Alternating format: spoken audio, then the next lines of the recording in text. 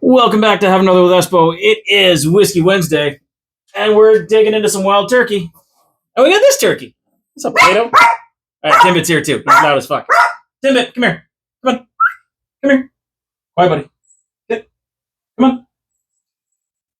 There you go. It's a decidedly wild turkey kind of day. We've got some Russell's 10-year. That's going to be the whiskey of the day. It's kind of a new whiskey day on that front. Here. What do you think, Turkey? You gonna go down?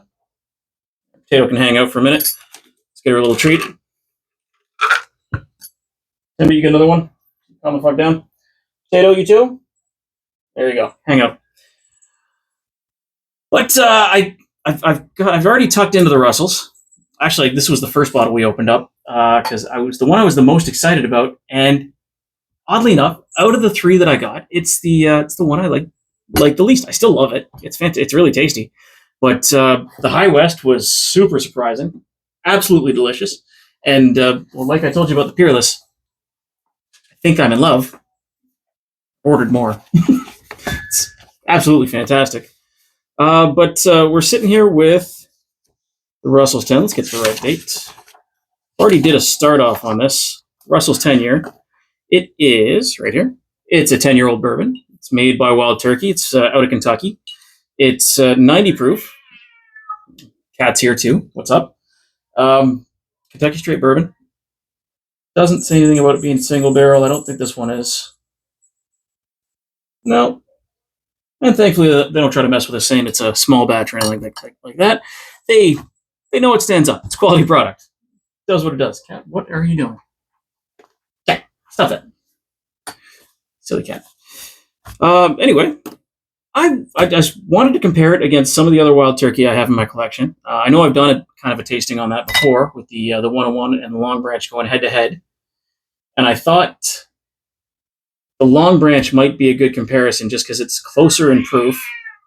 It's this one is 86 versus the 90 proof, whereas the 101, it's 101. No one pulled a muscle on that name. Here we are. It might burn it out. But then I thought to myself, I haven't done an actual tasting sheet on here, and I've done a tasting sheet on the Long Branch. So I think we're going to go with this. So to get a little primer here,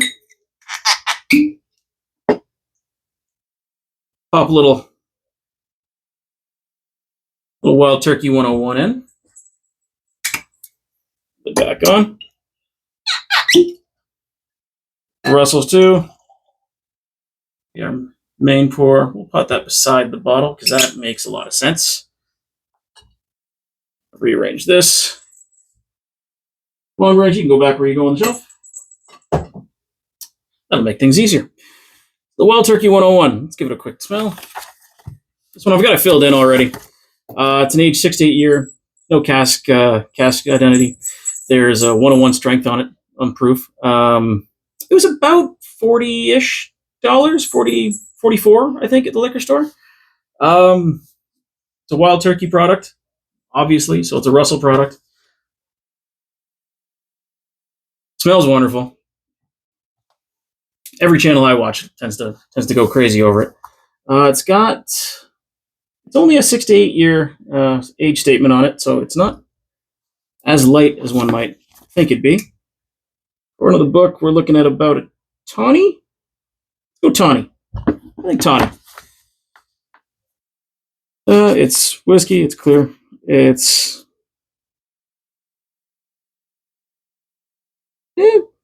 coats aside a fair amount. It's not super fast. It's pretty thin still. Bubbles. Sticks around. That actually sticks around a fair amount. It's gonna be the first one that clings to surface. And as always, a glencairn. Give it a sniff. I'm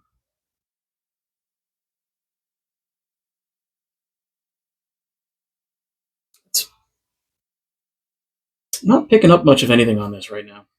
I don't know if it's just because it's allergy season or if I'm losing my sniffer.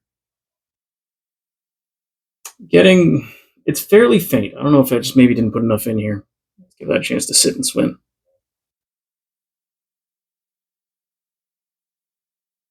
Getting the proof on the back of my nose here. A little bit of caramel, obviously.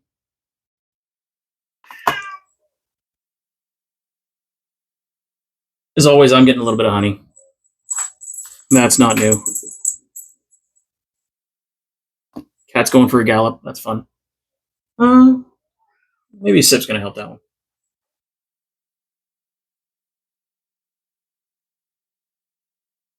Comes alive there. That's something. I don't know if I should have started with a 101. This might have been a mistake. Haha. Pretty medium. It's not super sweet. It's really smooth considering it's 101. Yeah, it's pretty full-bodied. Again, getting some of that kind of honeycomb flavor to it, like pollenish. I don't know. That's what I call honey flavor.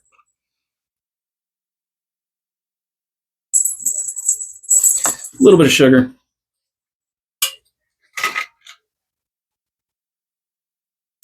Getting a little bit of citrus notes on it. Let's see what the Russell's brings instead. Let's see what we wrote down last time around. Thank you, Cat. Is there anything else you'd like to say? Kid, come here. She gave Sally a bit of a scare earlier with a bit of a hairball. Delightful. Pop that in there. Russell's 10-year. I get a lot more off this one, obviously. Again, that kind of pollen smell. A little bit of vanilla. Caramel. Pretty standard whiskey tasting or smelling notes. On the taste,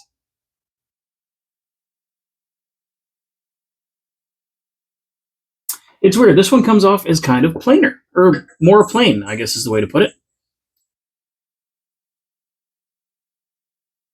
There's more, like it hits back here a little more, but the 101, I think, has a bit more complexity to it, which is kind of neat. Would have thought the lower proof would let this kind of expand. I still like this a lot.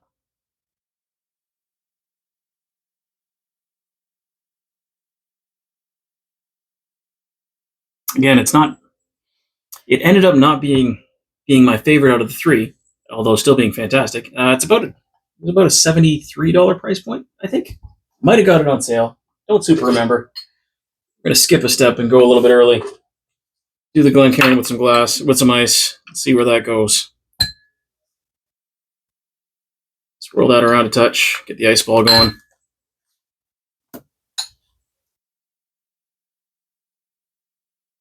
That really opens it up.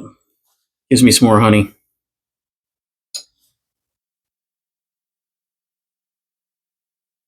Again, a little bit of citrus. I might be talking out of my ass here. I don't really know. Again, I'm not good at this. We're kind of figuring out as we go. I'm relying a lot on the cuteness of dogs here and the tastiness of whiskey.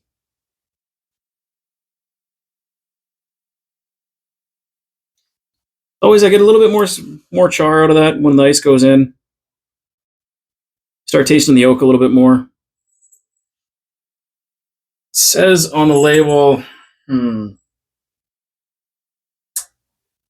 bourbon that delivers rich notes of spicy vanilla.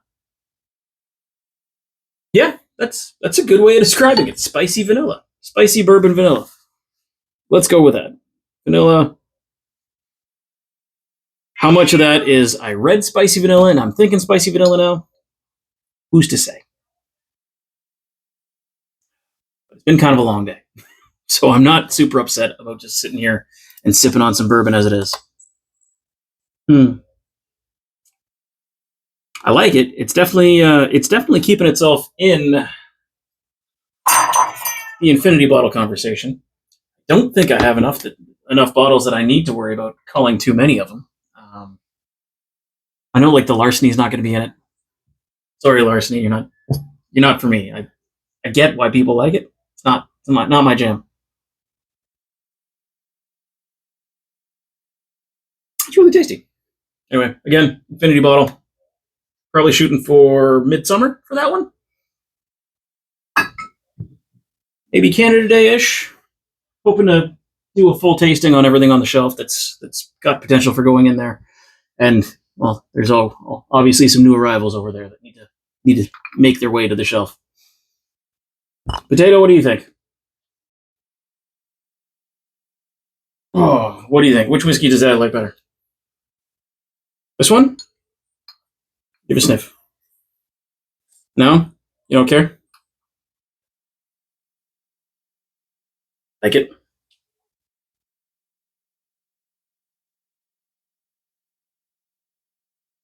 A little bit of water.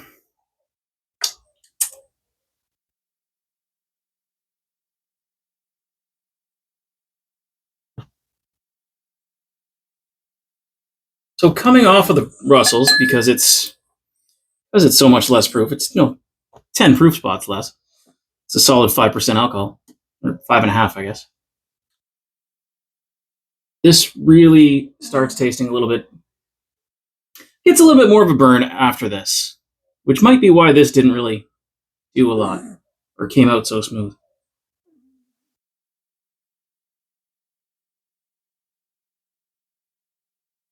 I think I like this one better than Long Branch too, come to think of it. So that's a fun little comparison.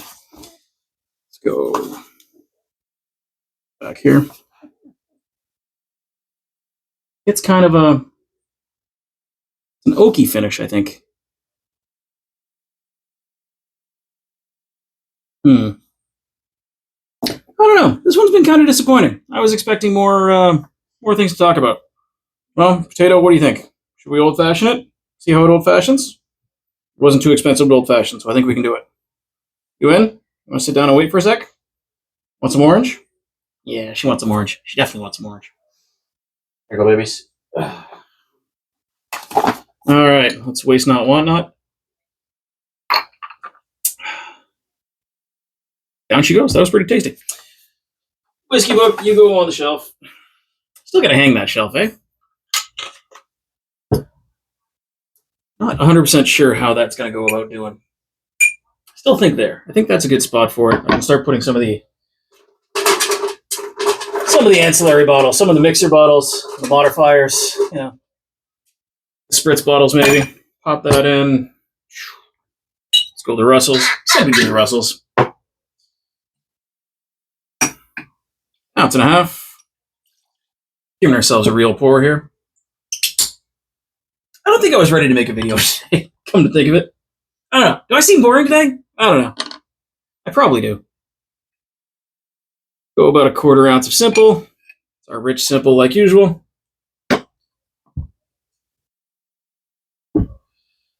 Our dash of Ango. Boop. Hefty dash. And our dash of orange bitters. Boop. Timmy, come here. Want to say hi? Come here. Come on. Daddy's not doing anything fun anyway. You might as well come on over. Give that a quick stir.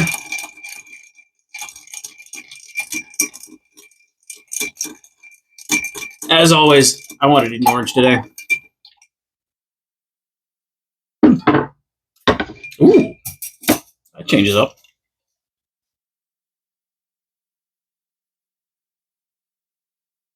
Pour that up and over. That gets nice and smoky.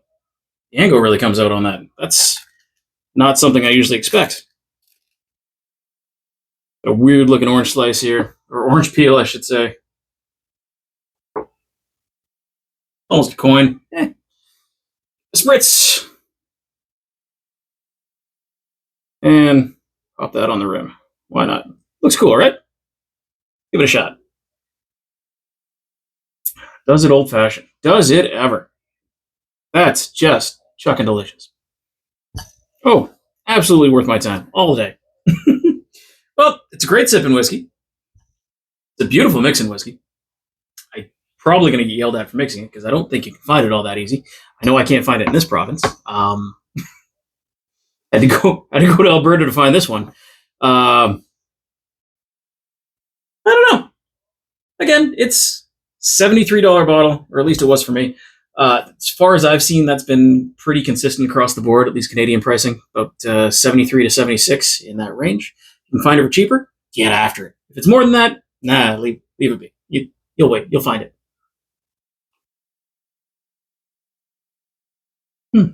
Got right in there.